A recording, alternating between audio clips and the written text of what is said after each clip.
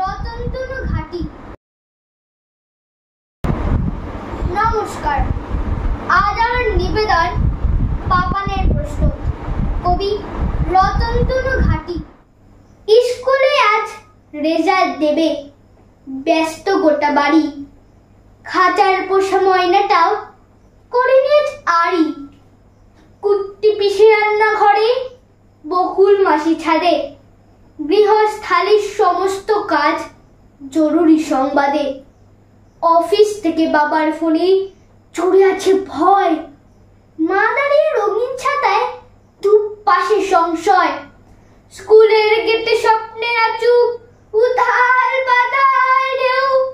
গাছ ভর্তি বকুলেরা, দেখেছে কেউ কেউ।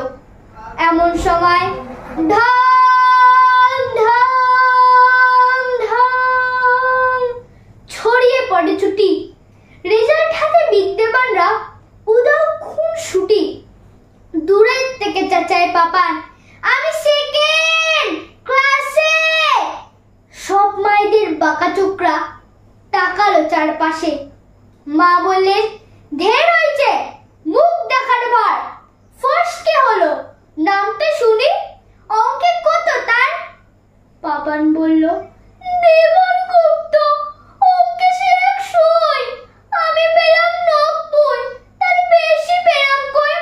সারাটা দিন খেলিস শুধু, মা বললেন রেগে। সব স্বপ্নই আধার হলো, চাঁদে গ্রহণ লেগে। চল বাড়িতে, দেখাচ্ছি আজ খেলার কি যে বারে।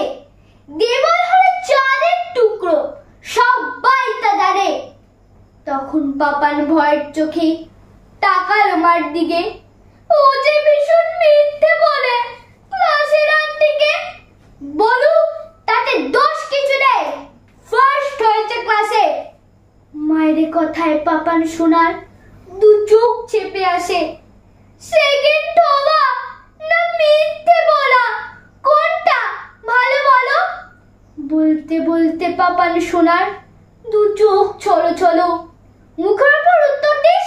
মা বললেন, এ কি খুব শিখেছিস কথা, আজকে বাবা আসুক দেখি। মায়ের কাছে জবাব পাইনি, দু চোখ ভেসে নদী।